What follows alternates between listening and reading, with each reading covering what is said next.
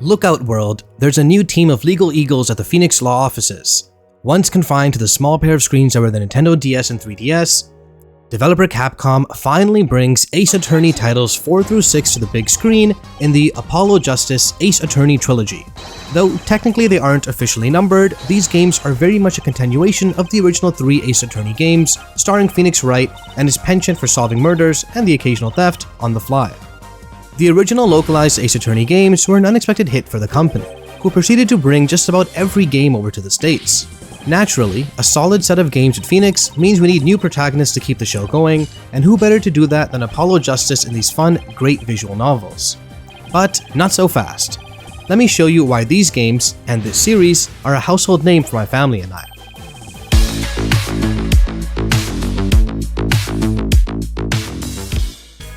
The Apollo Justice Ace Attorney Trilogy is a set of 3 Ace Attorney games that launched on the Nintendo DS and 3DS over the last 14 or so years. They are Apollo Justice Ace Attorney, Phoenix Wright Ace Attorney Dual Destinies and its DLC, Phoenix Wright Ace Attorney Spirits of Justice and its DLC. These games are visual novels first and foremost. Assuming the role of Apollo Justice, Phoenix Wright, and Athena Sykes, you'll be reading swaths of text, collecting evidence on and off investigations, and pointing out contradictions in statements made by the witness in prosecution. More specifically, you'll have to think about the facts of the cases you take on and answer questions or poke holes into the accusations made about your client.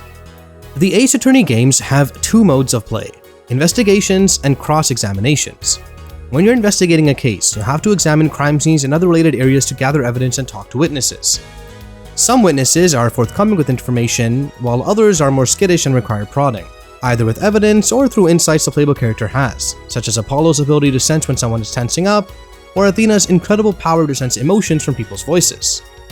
These minigames help mix up gameplay very well, and they're fun to pull off once you get the hang of them. Apollo's has you finding a person's stress point as they're testifying and pointing it out, while Athena's has you finding the wrong emotion detected within a testimony.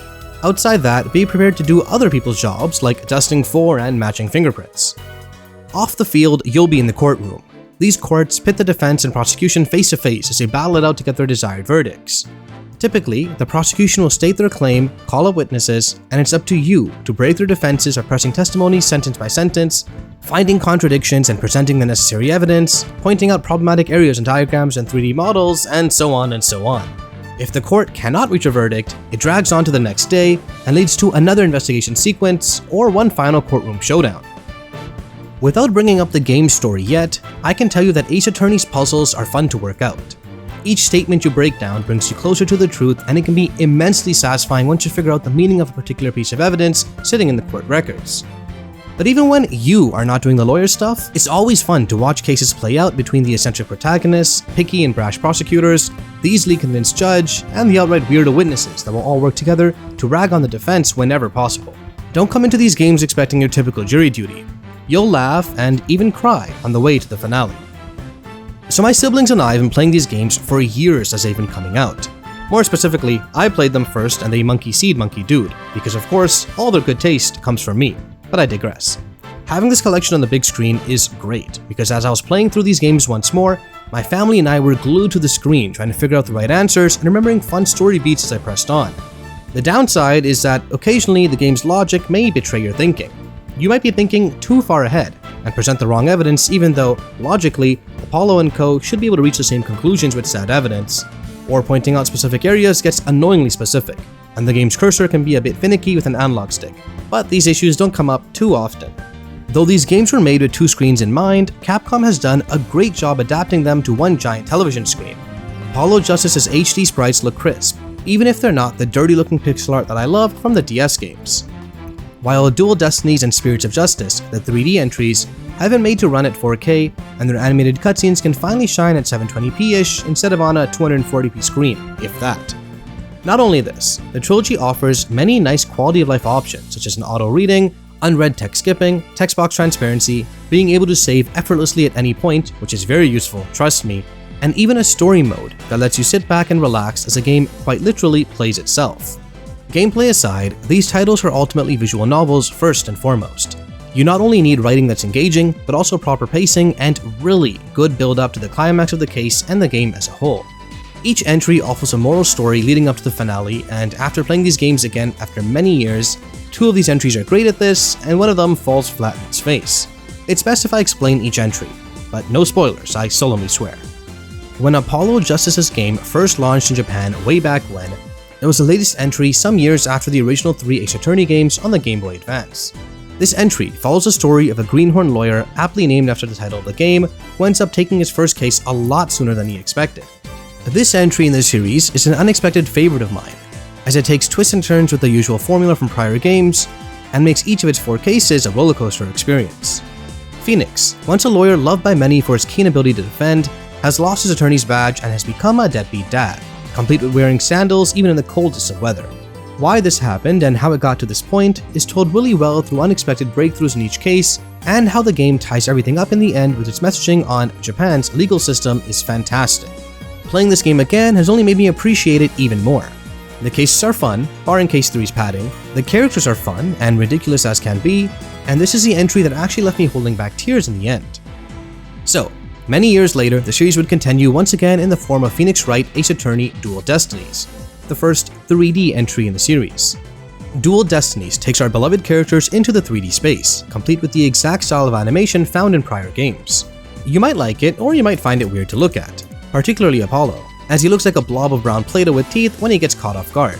We also get a new lawyer in the Write Anything agency by the name of Athena Sykes, and per tradition, a new main prosecutor. The series' traditional synthetic music has been redone by orchestra, with Noriyuki Iwadare's music being a highlight of this entry. I'm going to be honest, I didn't like Dual Destinies when I played it back then, and playing it today, I don't like it anymore. And I went in with an open mind, trust me. Dual Destiny starts off with a bombastic case. Its beginnings throw out everything Apollo Justice's game set up and get ignored for good.